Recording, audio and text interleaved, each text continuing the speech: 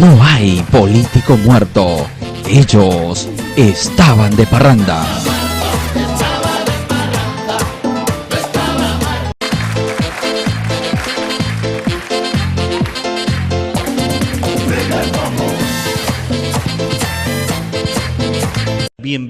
Bienvenidos a Agenda Nacional, que se transmite a través de radiofpp.com y como siempre abordando los temas de actualidad. Tenemos en esta ocasión un invitado especial, nuestro amigo Fidel González. Él es un experto en ciencia y tecnología, en las tecnologías de la información y la comunicación aplicadas a la educación, y lidera también la asociación Intelectum. Muy buenos días, Fidel, bienvenido a Agenda Nacional. Muy buenos días, mi gran amigo Rafael Romero. Mis saludos de parte de mi persona y por permitirme estar en este espacio muy importante y trascendental para el periodismo y también para el Perú, desde el punto de vista profesional. Tu aporte es muy valioso como un crítico, desde el punto de vista periodístico que haces al país, ¿no? Correcto, Fidel. Vayamos entonces en materia, saludando a nuestros amigos que nos siguen en los 60 centros federados de la Federación de Periodistas del Perú, a todos los amigos funcionarios también que nos escuchan, ya que estamos nosotros en el centro mismo de la noticia, a 100 metros del Congreso de la República, 4 cuadras de Palacio de Gobierno, a unas cuantas cuadras del Poder Judicial y del Ministerio Público, así como del Tribunal Constitucional, donde somos vecinos y nos están escuchando en este momento. Entrando sobre el primer aspecto, hemos hablado de ciencia y tecnología. Estamos nosotros terminando un quinquenio gubernamental, el de Ollantumala. Tu evaluación al respecto en materia del aporte a la ciencia y la tecnología dada por este gobierno. Bueno, tenemos que tratar en lo posible de diferenciar el tema, lo que es netamente ciencia, tecnología y lo que es tecnología de información y comunicaciones. Son dos campos diferentes, pero que van ligados para contribuir al desarrollo de un país, ¿no? En el tema de ciencia y tecnología, todavía no hemos avanzado en estos últimos 5 años como realmente se esperaba, según la política que en algún momento el actual presidente dio a conocer que iba a impulsar la tecnología en el país, ¿no? Entonces está detenido, no ha cumplido su objetivo en estos 5 años. Yo sé que en 5 años no se puede hacer, todo un proyecto, porque es un proyecto a mediano y largo plazo. Pero tenemos que ver nosotros que en el tema de ciencia y tecnología, en el tema de investigación, todavía nos falta a nuestro país sentar las bases para realmente impulsar el desarrollo de la investigación propiamente en el país, ¿no? A través de las instituciones organizadas, a través de las universidades, ¿no? Este es el caso de que hay muchos científicos peruanos que han venido desde otros países del mundo a trabajar en el Perú, a aportar al país. Imagínate cuánto están ganando, 1.600, 2.000 soles mensuales, ¿no? Y considero que desde ese punto de vista de reconocer la labor de un científico a querer contribuir con nosotros, y lo están haciendo, es muy lamentable que estén recibiendo esa anuencia económica que no es lo que realmente debe recibir por ser un científico.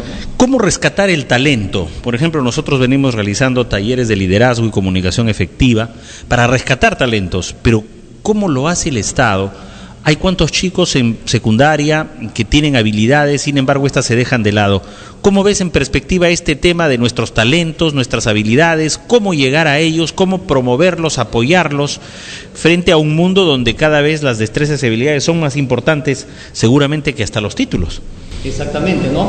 Es que es un tema de política educativa, es un tema de política social, ¿no?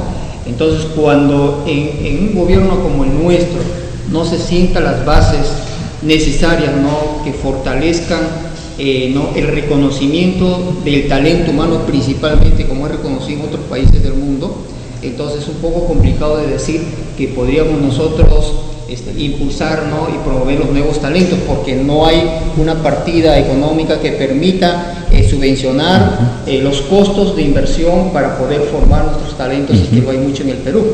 En el caso, por ejemplo, simplemente algo muy simple es cuando vemos que nosotros hay niños de los colegios privados, ¿no? Que concursan a nivel internacional en el tema de matemática y quedan en los primeros puestos a nivel internacional, pero son de colegios privados, ¿te das cuenta? Entonces ahí está una diferencia. Entonces, ¿qué está pasando con la educación?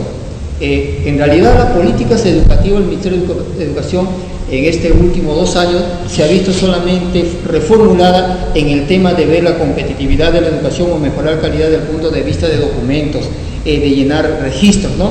Y creo que por ahí no va el tema de la educación, va mucho más allá. Ahora, cuando hablamos nosotros del perfil del profesional que tiene que estar frente a la cartera de educación o cualquier otra cartera en el país, se necesita pues de profesionales comprometidos, de vocación, con talento, con habilidades, destrezas, que han logrado pues con mucho esfuerzo y sacrificio lograrse un espacio económico, académico. Necesitamos nosotros esas personas en el país que dirijan los destinos, ¿no?, en un próximo gobierno, ¿no? Y nosotros estamos viendo que en la parte de educación en realidad no hemos avanzado como se espera, ¿no? Porque todo lo que simplemente escuchamos del actual ministro será de su despacho hacia afuera para hacer marketing. Pero si vamos a las instituciones educativas públicas, la realidad es otra. Entonces, la educación no es por lo que dice el ministro, porque la educación es lo que se ve realmente en las aulas, cómo el maestro trabaja, la carencia de las instituciones educativas, ¿no? Entonces es un problema realmente muy complejo, porque simplemente tengo conocimiento que se convoca a excelentes profesionales con perfiles académicos realmente reconocidos, pero que no tienen experiencia en la realidad, ¿no?, que estamos desarrollando en el campo del tema de educación, ¿no? Ahora, mira, hay un asunto, tú tienes una experiencia, tú has trabajado con chicos, tú has estado vinculado a colegios, cuéntanos acerca de esa trayectoria tuya que te ha permitido ver el campo. Bueno, me ha permitido pues estar en el Magisterio Nacional durante 8 años de mi vida y también trabajando en colegios privados, también habiendo sido maestro de educación superior tecnológica, de que en realidad pues la realidad de la educación es otra, muy aparte de las políticas educativas, ¿no? La gran mayoría de maestros en el Perú trabajamos con nuestros propios recursos económicos, trabajamos invirtiendo pues en temas de quizás de capacitación, ¿no? Hacemos todo lo mejor para poder nosotros brindar lo mejor de nosotros a vuestros alumnos. En realidad pues los problemas que existen en las instituciones educativas es muy, digamos, muy complejo, es una gran diversidad de acuerdo a la realidad, ¿no?, de cada ciudad, de cada distrito, de cada departamento, ¿no?, del Perú o de cada región. Entonces esto conlleva pues a que las políticas educativas que se establecen, digamos, del Ministerio de Educación no van en concordancia netamente con la práctica educativa que el maestro realiza en aula, ¿no? Porque podemos tenerlo un buen diseño curricular nacional que ya está desfasado, que viene del año 2009, ¿no? Un buen proyecto de TIS que lo pueden hacer el Ministerio de Educación que dista de la realidad netamente en aula, ¿no? Yo me acuerdo cuando he enseñado computación informática sin tener computadoras, ¿no? O enseñar computación con un Pentium 1, un Pentium 2, o un 386, un 486, lo hemos hecho, pero las personas que estamos preparados tecnológicamente, ¿no?, estamos, digamos, te puedo decir, con todos los conocimientos necesarios para poder abordar y superar el tema de basado en tecnología, ¿no? En cualquier otra área curricular, realmente pues eso es lo que se está desarrollando en el país, ¿no? Pero son poco, te voy a decir, los docentes que realmente pues están debidamente preparados en tecnología, ¿no? Eso nos falta todavía, falta la carencia de la cultura digital. Y yo simplemente digo, es por la política inadecuada que se viene dando en el Ministerio de Educación. No hay una política realista para poder integrar la tecnología en el campo de la educación de tal manera que pueda ser uno de los pilares para impulsar como motor el desarrollo del país basado en una educación en tecnología, ¿no? Es necesario reformular. Para mí en el Ministerio de Educación tiene que haber una reformular la parte educativa desde el diseño curricular nacional. Ahora, vamos a esta realidad. Nosotros tenemos poblaciones muy alejadas de las ciudades. En la misma capital hay asentamientos humanos en los cerros, los arenales, etcétera. Y mira esto que también ocurre en el interior del país. Entonces, a veces cuando se quiere trabajar esto, resulta que falta la infraestructura, falta la fibra óptica, falta el cableado de internet, falta todo eso.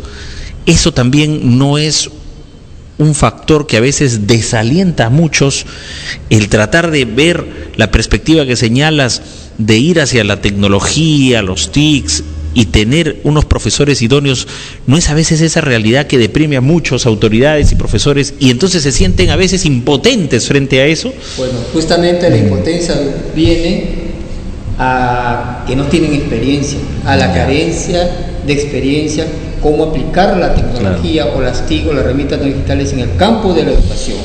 Yo puedo enseñar utilizando TIC a mis alumnos sin tener internet. Entonces, es una cuestión de experiencia, es una cuestión de cómo lo vemos los tecnólogos, como alguna pregunta me hicieron ahora último en un concurso, pues, que postulé a uno de los UGELs de Lima, coordinador de innovación y soporte tecnológico, entre comillas te voy a decir. ¿Qué UGEL fue? Fue el UGEL 3 y luego el UGEL 05. Ya, 3 y 5. Entonces me preguntaron, ¿usted es autodidacta? Sí. A eso voy, el talento. El talento. Y justamente el talento humano es muy importante hoy en día en esta nueva sociedad que ha evolucionado, en esta nueva sociedad que ha cambiado, en una nueva sociedad que ha revolucionado la tecnología, las herramientas tecnológicas, las TIC, internet, de que se debe tomar en cuenta que el talento humano es muy importante, ¿no? Porque si nosotros tenemos profesionales muy preparados académicamente que van de la universidad a trabajar en el sector público, realmente es un error, porque en vez de ellos de contribuir al desarrollo del país, van a aprender al país y ganando sueldos, pero no unos sueldos, pues, un sueldo mínimo, te ganan 3, 4, 5 sueldos mínimos, ¿no? Entonces, en ese sentido, es necesario que en el país y el próximo gobernante tome en cuenta esto, que debe convocar a los mejores técnicos y tecnólogos que tengan experiencia para reformular todo el proyecto nacional, porque es un proyecto nacional, ¿no? Desde el punto de vista educativo, social, económico, cultural, ¿no? Que algunos ministerios que considero desde el punto de vista personal deben ser también, pues, fusionados, ¿no? Porque en realidad el país necesita una nueva cara, una nueva visión, ¿no? Para poder impulsar un país que sí hay talento. Fidel, acá has tocado un tema que a veces, tú sabes, en nuestra sociedad hay tanta hipocresía, y tú has dicho bien claro, te presentaste a tales UGELs, 3 y 5, y tú hablaste de que eras autodidacta. Qué gran genio, por ejemplo, José Carlos Mariátegui, que fue autodidacta. Qué gran genio también de muchos científicos en el mundo entero. Einstein mismo, ¿no? Que incluso él, fuera del aula, fuera de la escuela, donde iban todos los chiquitines, él ya estaba en otras cosas, en otros planteamientos. ¿Cómo tomaron ellos cuando dijiste yo soy autodidacta? Bueno, cuando me evaluaron los 3 jefes en la UGE, me dijeron, usted tiene mucha experiencia que no va a estar contento con el sueldo que usted va a ganar. ¿No? Bueno, se quedaron pues no pensando por el currículum, pero pequeñísima parte del currículum que le había presentado, no en su totalidad de acuerdo al perfil, ¿no? Pero lo más resaltante de este tema es que cuando me presenté al examen, como se presentan cientos de profesionales que están solicitando, vamos a hablar de ese tema, me he dado cuenta que para el cargo que yo postulé como coordinador, ¿no?, de innovación y soporte tecnológico, en realidad pues no es la forma como se debe convocar para poder revolucionar la tecnología en aula. Correcto. Porque pienso que un coordinador de innovación tecnológica debe ser un profesional que debe estar preparado con los conocimientos actuales, ¿no?, para que pueda aportar, capacitar al maestro en la institución educativa, impulsar el desarrollo de tecnología, aprovechar los recursos tecnológicos existentes y bueno, y todo lo relacionado al campo, ¿no? Entonces, en este sentido, me he dado cuenta que no es el modo apropiado, porque te toman un examen de 10 preguntas de tecnología, 175 exámenes, un examen de 175 preguntas desde el punto de vista psicológico y tu currículum. Imagínate, ¿no? Claro. Entonces, con un examen de 10 preguntas no demuestras pues las capacidades necesarias para poder ser parte de un proyecto tan importante para y tan especializado, ¿no? Exactamente, ¿no? Entonces, yo estoy, digamos, viendo que en este concurso que se está llevando a través del CAS, considero que no es el apropiado, ¿no? Imagínate, 1.500 soles pagar a un coordinador de innovación y soporte tecnológico que trabaja desde las 8 hasta las 4 de la tarde, que va a aportar y contribuir al desarrollo de la educación en un aula para transformar la educación en una institución educativa, 1.500 soles, mientras que otros técnicos que están trabajando en UGEL están ganando 3.000, 4.000, 5.000, 6.000 soles mensuales. Caramba, este tema es realmente apasionante porque hoy vía CAS se realizan una serie de concursos para muchas especialidades. Se habla del tema de la administración pública, de servir, por ejemplo, que entraban en algunos ministerios, ha habido resistencias, pero hoy hay como una suerte de moda, ¿no? Es decir, tienes que tener una maestría, 2 maestrías, un doctorado y otro. Y esto al final cuenta. Yo he visto mucha gente con muchos cartones. Ahí está Acuña, pues. ¿Y cómo terminó? Otros candidatos, de repente también lo podemos analizar aquí, con tantos y tantos expedientes, títulos, diplomas, al final, ¿cuánto pesa realmente eso en la sociedad actual? Claro, pero yo, digamos, estaba analizando el tema CAS, creo que tocarle acá unos segundos. Sí. Piden como experiencia, por ejemplo, para el área de planillas, para técnico, ¿no?, de mesa de partes, ¿no?, que tengan experiencia 1 año, 2 años. Entonces dime, un profesional, un técnico es convocado y no tiene la experiencia, ¿qué está sucediendo? Como lo que el 3 lo declaran desierto, sí. Y son cientos, ¿no?, de postulantes que postulan a una por esta plaza, imagina. Entonces acá se requiere netamente reformular en el Estado netamente una escuela, ¿no?, para futuros administradores de la administración pública, que justamente en 1 año de preparación se les prepare exclusivamente para la dependencia y no se lleve, digamos, al error de ensayar con estos profesionales nuevos, ¿no? Está bien que sean profesionales, pero hay que prepararlos, como lo hacen otros países del mundo. Yo te digo porque yo he sido asesor de UGEL 04, entonces conozco la gestión netamente administrativa de una UGEL, conozco la gestión de tecnología. Entonces, con toda esta experiencia, uno puede aportar un granito de arena, pues, para buscar los profesionales que realmente van a ser competitivos dentro, ¿no?, de las instituciones tutelares del Estado. Dentro de eso, permíteme reiterar, quiere decir que también, al hacer mejores concursos, se debe plantear mayor número de preguntas de especialidad, ¿no? No esas 10 y lo demás, es decir, al final, lo que va a saber una persona para ocupar un cargo tan especializado, en la evaluación que te ponen, no se va a reflejar. No se va a reflejar porque inclusive, por ejemplo, si uno postula para un CAS, ¿no?, un contrato para técnico de administración o técnico de planillas, o por ejemplo para ver el tema, por ejemplo, de ver contratos, se necesita manejar normas legales, ¿no? Entonces yo, desde mi punto de vista, siquiera debe haber una capacitación de 6 meses en una institución netamente del Estado, capacitar ese grupo de profesionales y luego de ahí seleccionarlos mediante un examen, un concurso para que ocupen esas plazas. Pero fíjate cómo es la realidad del administrativo en las instituciones del Estado, especialmente del sector de educación. El personal administrativo de planta, que están nombrados, que trabajan años, te ganan solamente no mayor de 800 soles. Ajá. ¿Qué aliciente, qué incentivo hay? Ellos son los que, de alguna otra manera, producen toda la gestión en una unidad educativa. Y los nuevos que ingresan, que van a ser de apoyo, o jefes, o coordinadores, tecnólogos, están ganando arriba de los 2.000, 3.000 soles. ¿No crees que eso no es democracia, no es justo? ¿Te das cuenta, no? Entonces ahí viene el tema de que ese personal que tiene familia, tiene hijos en la universidad, con 700, 800, 900 soles se puede vivir, los administrativos de las UGELes. Yo he sido parte de ello, ¿no? Yo he sido parte de ello. Entonces eso también el Estado debe ver ese tema, muy importante, porque justamente el personal de planta es el que conoce y sabe el tejimaneje de la administración pública en las UGELes.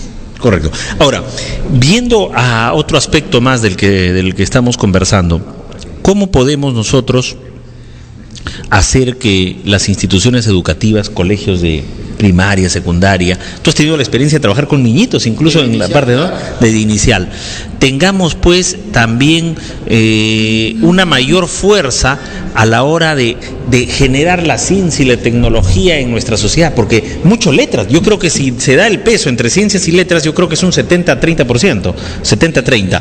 Entonces esto significa cambiar toda una realidad, es una transformación. ¿Lo harán PPK, lo hará Keiko? ¿Cómo ves esta perspectiva? Mira, para poder, digamos, llegar a tener un país con una visión de futuro hacia el desarrollo, ¿no?, de la ciencia y de la tecnología y la producción en el mundo, necesitamos nosotros cambiar radicalmente, ¿no?, el programa educativo, ¿no?, desde la educación inicial. necesariamente tenemos que hacerlo, preparar los futuros profesionales para los próximos 20 o 30 años, y eso significa reformular como política de Estado del sector educación, porque justamente la educación es la base del desarrollo de un país. Si nos ponemos, digamos, a mirar una sociedad, a nosotros, ¿quién nos formó? Un maestro. ¿Por qué llegó a ser un ingeniero? Por un maestro, porque se educó en una escuela, ¿no? Entonces, es necesario impulsar esos grandes cambios. Si comparamos la educación de hace 30 años atrás, comparamos una educación de hace 30 años atrás, era mucho mejor que la educación actual. Entonces se debe rescatar algunas políticas educativas actuales, pero adecuarlo a nuestros tiempos, y para eso se requiere netamente de los profesionales que tengan experiencia, que hayan vivido los problemas de las instituciones educativas, esos profesionales que han trabajado con los recursos más mínimos de las instituciones educativas, ¿no? Pero en cambio, si pones, digamos, un profesional de la educación, pones en el Ministerio de Educación para que sea, digamos, un consultor, ¿no?, del Ministerio de Educación, un asesor o un jefe, que han estudiado en las mejores universidades del país o fuera del país, o han egresado de una universidad, ¿no? Entonces no garantiza que haya un cambio en la educación. Necesitamos necesariamente el talento humano. Para mí el talento humano es importante. Tú indicaste hace un momento que cuando, por ejemplo, ocurren noticias como la que hemos visto hace unos días atrás, donde en Argentina unos chicos peruanos escolares ganan concurso de matemática, esto es un esfuerzo de las instituciones educativas privadas, más no es en general de la enseñanza pública. Y ya que hay colegios particulares que promueven a sus chicos, debería haber más conciencia, cómo hacer, cómo motivar para que otras empresas del sector privado, no necesariamente las que están dentro del rubro educación, también se motiven, pues, para adoptar a un colegio del Estado y apoyar al mejor talento matemático que hay ahí. No sé, cómo hacer nosotros para que los chicos tengan ese apoyo del sector privado. Mira, por ejemplo, se puede poner en práctica dentro de la política educativa convocar a estudiantes de las universidades como la UNI, San Marcos, ¿no?, Villarreal, Técnica del Callao, que en esos colegios de jornada completa, después del turno que el maestro trabaja, que ellos vayan a afianzar el proceso de aprendizaje en razonamiento lógico, razonamiento matemático, razonamiento verbal, y etcétera, etcétera, ¿no?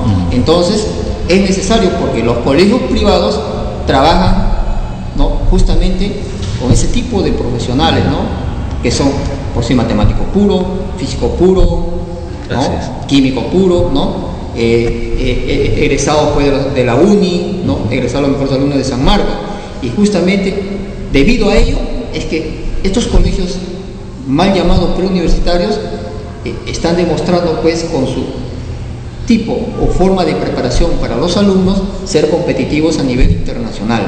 ¿Y por qué no coger ese modelo para la educación peruana? Es un problema que hay que ver qué sucede con ello.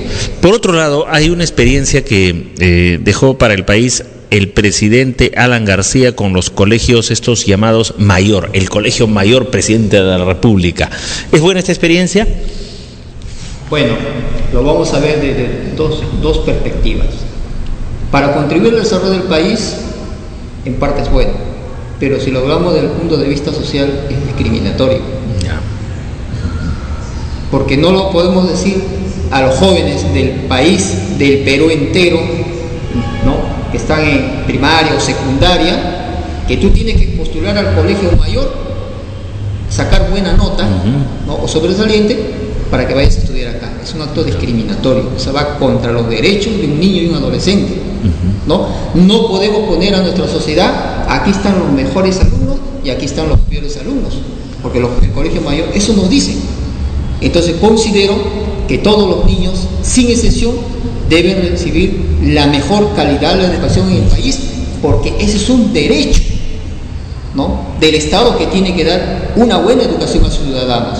Entonces yo no estoy de acuerdo que existan estos colegios, que llamados colegios mayores, porque realmente es formar una élite. ¿Y por qué nosotros no impulsamos esos talentos en todas las universidades? Claro. Que lo hay, dime. ¿Por qué? ¿Qué pasa? ¿No? Sí, bueno. Tenemos, digamos, nosotros un convenio, ¿no?, de pasantía, ¿no? Claro. que tiene Perú tiene Colombia, tiene Chile y tiene México. Entonces, tenemos que promover y afianzar indudablemente muchos temas coyunturales en el tema de la educación, ¿no? Amarrando todo esto, por ejemplo, estoy con Fidel González. Él es un apasionado por la educación, por la ciencia, la tecnología. Él también ha dado su aporte y, caramba, del sector privado deberían apoyar este tipo de iniciativas como la que has tenido en Intellectum. ¿Qué es Intellectum? ¿Qué está haciendo Intellectum? ¿Cuál es el planteamiento estratégico frente a la realidad nacional? Bueno, antes de pasar a ese tema, permíteme decirte lo siguiente, ¿no? Cuando hablamos del talento humano, del perfil del profesional, hoy en día en esta nueva sociedad que ya cambió la historia de la humanidad, ¿no? Por la irrupción de la tecnología en el mundo, y va a seguir cambiando. El jefe de relaciones humanas de Google es tajante, dice: el expediente académico no sirve para nada. Estamos recibiendo la opinión de uno de los hombres más importantes, que convoca a profesionales o técnicos, ¿no? De la Google, de la empresa transnacional y millonaria en el mundo, que a través de ello ha permitido cambiar la historia de la humanidad, uno de ellos, ¿no? Así como la red social, la internet. Entonces, se hace necesario que en nuestro país entremos en una etapa de poder reformular las políticas, especialmente educativas, de nuestro país. Traducido esto, lo que dice este funcionario de Google y de cómo el expediente académico pasa a segundo plano, con ejemplos, ¿cómo podrías graficar esto?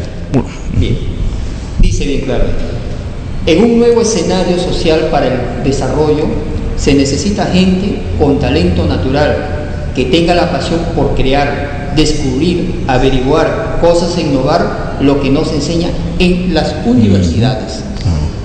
Y justamente eso es lo que tengo yo y que tienen miles de peruanos.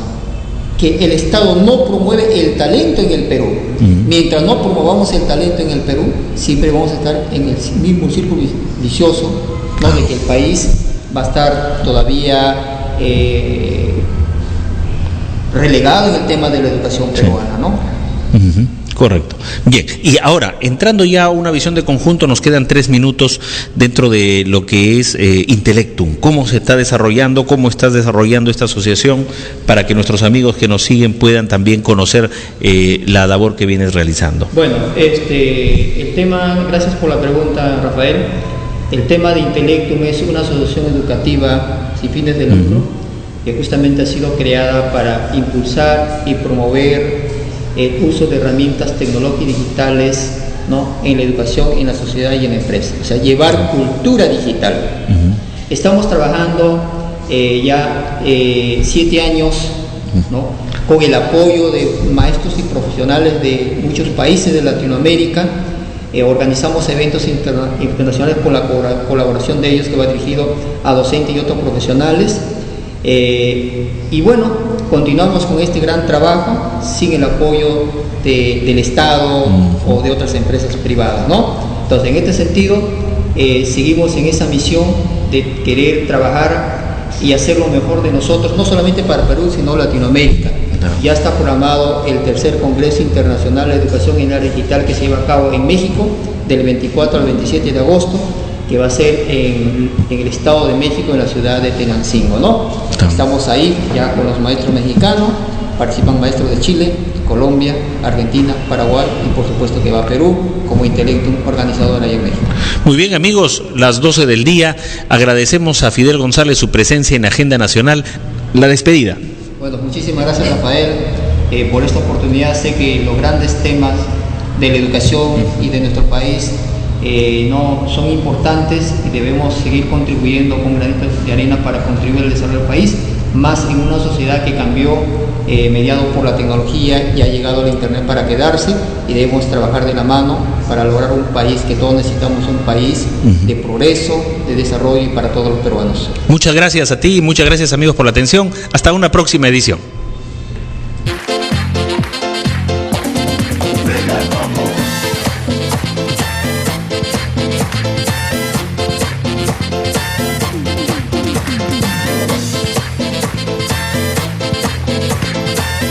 No hay político muerto. Ellos estaban de parranda.